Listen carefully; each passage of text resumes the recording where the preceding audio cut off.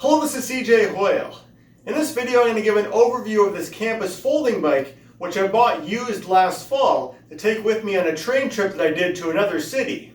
Since there doesn't seem to be very much information about this model of bicycle online, I wanted to make this video for the benefit of others who might be considering buying one from the used market like I did. The only writing appearing anywhere on the frame is the word campus, and my assumption is that this bike was originally sold through a department store chain such as Canadian Tire.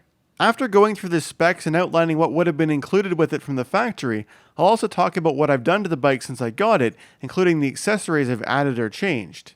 So this bike has 20-inch wheels with aluminum rims on both the front and back. The main frame and forks are made out of steel, but the handlebars and the seat post are made out of aluminum. The bike has V-brakes on both the front and rear. This is a 6-speed bike. It has a single 48-tooth front sprocket paired with a 6-speed rear freewheel. Those speeds are selected using a Revo-shift grip-style handlebar shifter. The wheels have these fenders, which I assume were included with the bike from the factory. At first glance, they appear to be made out of aluminum, but upon closer inspection, they're actually just silver-colored plastic. I think this bike may have also included a kickstand from the factory, but the kickstand was missing from this one when I bought it. All of the other accessories that are currently installed in this bike are aftermarket. So the bike is designed to be folded in two places, which I'll demonstrate now. So to fold the handlebars, you first release this lever and then press it down the rest of the way, which disengages this locking mechanism. So from this pivot point here, the handlebars then can fold down like this. The folding mechanism for the middle works in a similar way. First you need to pull up on the lever, then this lever can be swung across to the other side, and then by pushing this lever in the up direction, it disengages it, which allows you to start folding. And then the front half of the bike can be swung around to meet the back half of the bike like this. This lower foot helps the bike balance when it's folded and keeps the chain from touching the ground.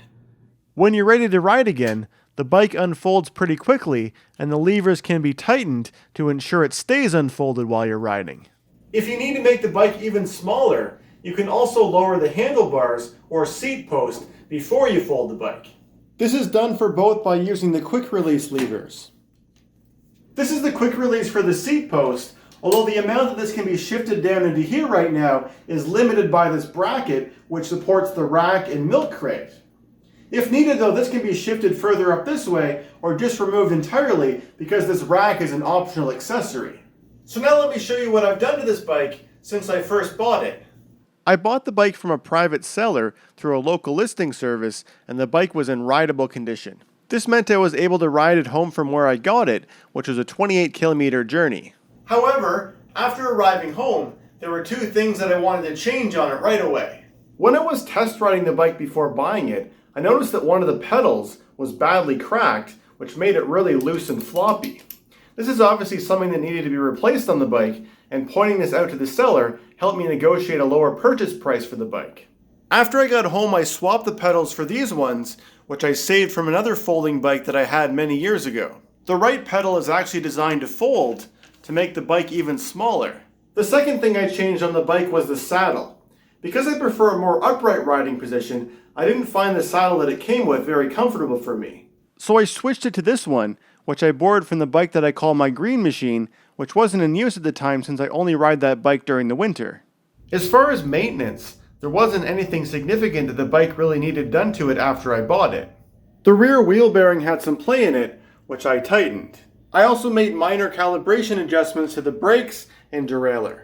While I was on my trip, I did notice a minor issue that appeared, which is that the chain would occasionally fall off of the front sprocket while shifting.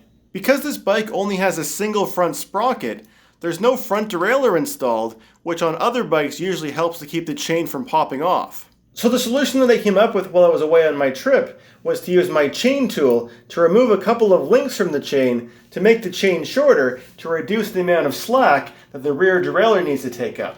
While it didn't eliminate the problem entirely, it did seem to reduce the frequency that the chain came off. I believe, however, that from the factory this sprocket was fitted with a double chain guard, like you can see on this similar folding bike, which played an important role in helping to keep the chain from coming off. As far as accessories go, there are a bunch of other things that I added to the bike. To further support my preferred upright riding position, I added these bar ends to the handlebars, which I borrowed from my 1992 Iowa linear recumbent bike. These are the original handlebar grips that came with the bike, but rather than cutting off the ends to make room for these, I just swapped them with these shorter handlebar grips that I already had. I also installed this Miracle mirror, which I borrowed from my Iowa linear as well. The bike didn't have a bell on it when I bought it, so I installed this one, which I had sitting in my parts bin that I removed from another used bike that I bought a few years back.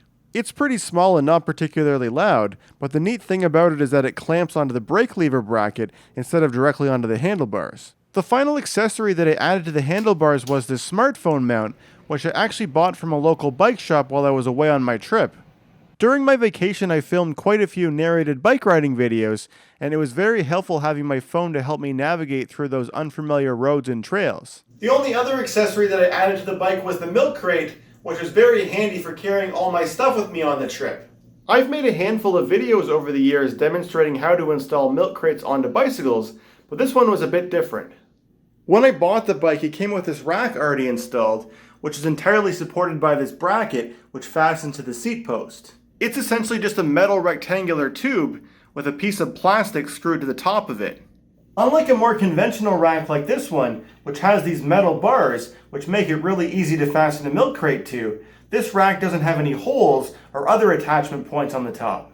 The plastic was already cracked in a few places too, including one of the two places where the plastic attaches to the rest of the rack. Not to mention, if you place a standard milk crate on here, leaving enough space so it doesn't interfere with the seat, there's a big section back here which extends beyond the end of the rack. So the solution that I came up with was to remove this plastic piece entirely and make a wooden bracket which could fasten directly to the metal bar. So this just slides on here like this, and then I have these plywood strips which clamp it in place. Each strip is fastened with 2 bolts, which are just threaded into undersized holes that I drilled in the wood. To help ensure this assembly isn't able to slide forwards or backwards, I drilled the 3rd hole in the middle of each strip, which indexes with the screw heads that were used for fastening the plastic part that I removed. I like this design because it means if the bike ever needs to be folded to be as small as possible, the milk crate can be removed relatively easily by unfastening a few bolts. For fastening the wood to the milk crate, I've drilled holes and installed zip ties. To minimize the chance of the wood splitting, I've oriented all of the zip ties so they're perpendicular to the direction of the wood grain. At some points during the trip, I carried quite a bit of weight inside of here, and the bracket has worked flawlessly. That being said, this is only intended as a temporary measure, and I don't recommend using wood for something like this long term. So like I mentioned at the beginning of the video, I purchased this bike with the exclusive purpose of taking it with me on a particular vacation. It served that purpose very well, but considering I haven't ridden this bike at all since returning from that trip, I'm now getting ready to say goodbye to this bike. So my plan is to remove all my accessories from it and return it back to how it was when I first bought it. With the weather getting warmer and lots of new people choosing to ride bikes, I'm sure I'll have no difficulty reselling this bike. But I hope you enjoyed learning a little bit about this campus folding bike while I still have it. If you have any questions, please let me know in the comment section below, and thanks for watching.